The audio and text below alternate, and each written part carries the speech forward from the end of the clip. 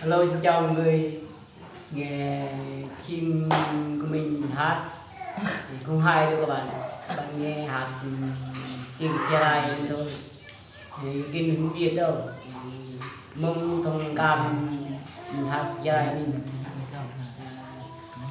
Các bạn nghe mà hay như là ủng hộ đôi chiều tạm một nhé.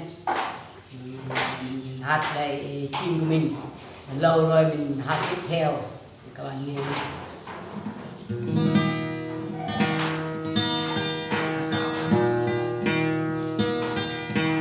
Ô tươi đẹp nhàng vô nơi có đi lại.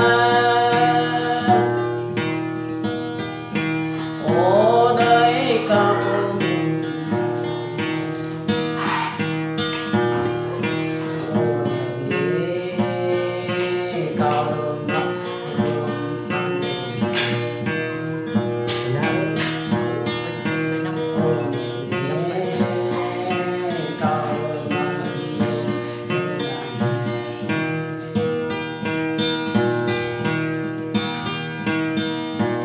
Ô tươi đẹp nhàng vô nơi có ngày lại. Có chỗ này ô dừng mà Dự bên đây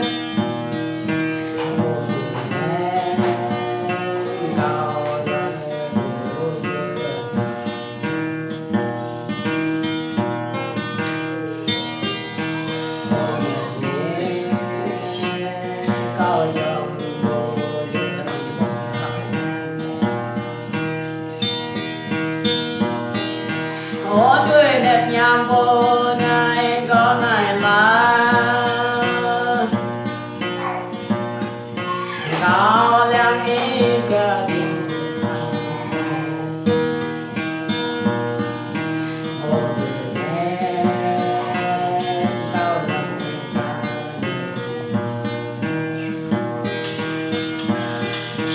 ô đèn đi hơi được cao ai chắc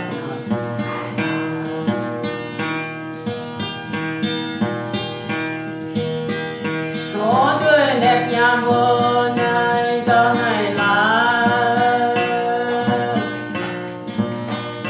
Rồi xa có ai chẳng